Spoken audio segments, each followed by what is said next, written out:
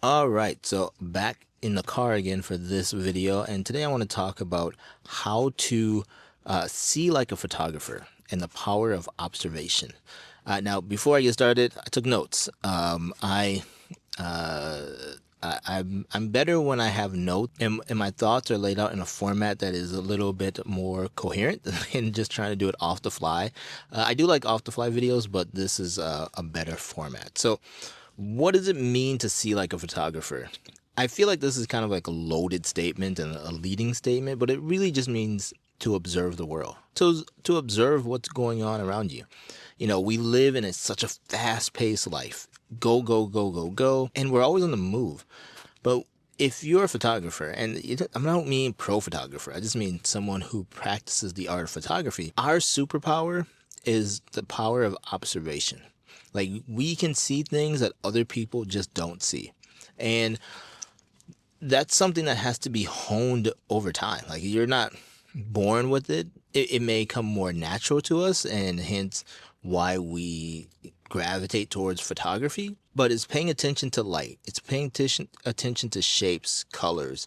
For me, it's like the way people walk. I look at how they walk, their gait. Are they long strides, short strides? Do they have a limp? Do they lean a certain way? When they're standing, do their hips lean one way versus the other? I'm just fascinated by that, and I'm constantly paying attention and looking at that. And it's not gawking or anything nefarious. It's just, that's what I'm drawn to. And so if I'm doing any kind of street photography, I'm looking at that. If I'm walking in the woods with Pixel, I'm paying attention to like trees and the way that they lean and the way that they twist and the way the sun is hitting this leaf versus that leaf and the way that certain colors pop against others. Like right now we're in winter, so there's like reds and greens and oranges that are still around, and it's pretty amazing. But if you don't pay attention to that, you can easily walk past the moss that's growing on your driveway or on the crack of a sidewalk or on the edge of a building, right? But when you see it, it looks really cool. And when you take a picture of it and other people see it who don't pay attention to things like that, it draws their attention. And this goes to like, how do we take pictures in boring places is because we can spot interesting things in mundane places. Hashtag bars.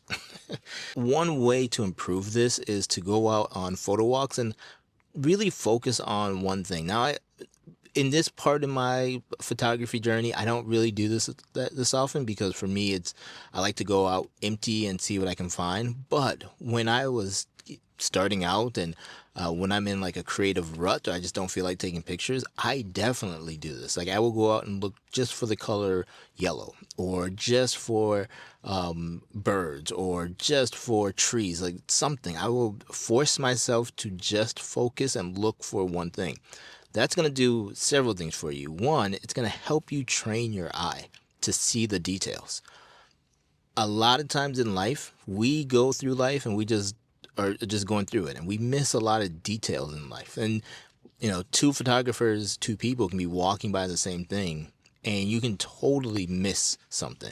The story that I think about all the time is when Pixel and I saw two bobcat kittens on a really popular trail here in Redmond, and there were people walking past us all the time, and I'm like, y'all don't see these two bobcat kittens sitting in the tree right here in front of us? Like, it was amazing.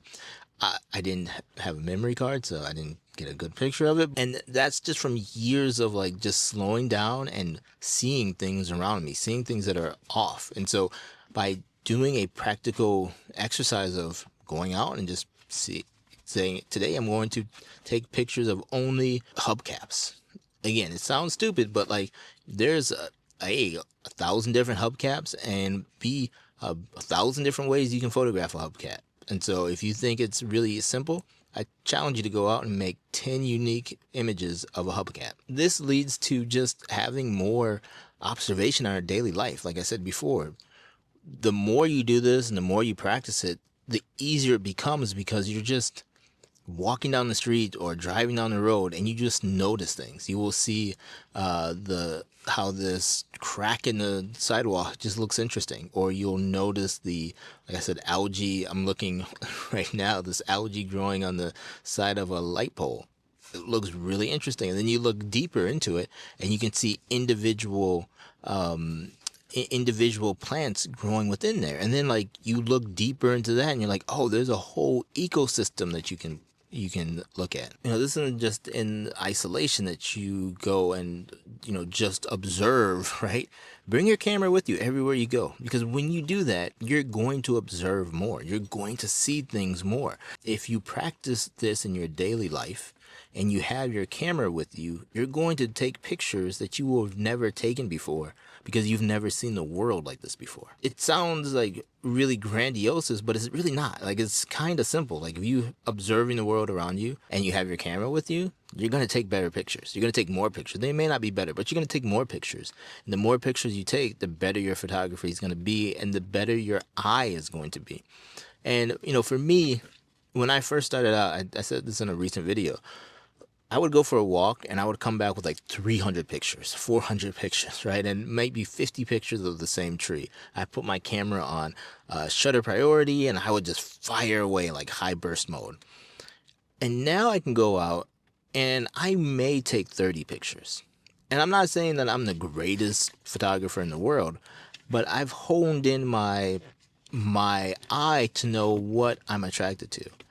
I know I'm only going to bring the camera up and click the shutter when there's something that really grabs my attention. Photography just isn't about gear or going to these great locations or having these amazing experiences. We get better as photographers in the everyday, in the little details. And it's like that with anything in life, right? I recently said in a video, if you really want to get good at photography and you want to get better in 1 year, take a picture every day and post it somewhere. I don't know if I said to post it, but take a picture every day. And by the time you come through from January to December, your photography is going to be 1,000 times better. You're going to know your camera inside and out. And you won't, and I challenge you, don't even buy a new camera. Like, use the same camera you have, maybe use one lens, but like, don't buy a new camera. Just focus on getting better and growing your photography eye, growing your photography skill, and growing your observation, right? If you do that, you're going to be the best photographer that you can be. Let me know down in the comments below if this is something that interests you, because I've been thinking about writing more blog posts about observation and just the little things that we can do as photographers to grow that's outside of gear and gear related things. I would love to know what your thoughts are. If you like listening to a middle-aged man talk about photography gear, and the philosophy of photography, please hit that like and subscribe button, and I will see you in the next video. Talk to you later. Bye bye.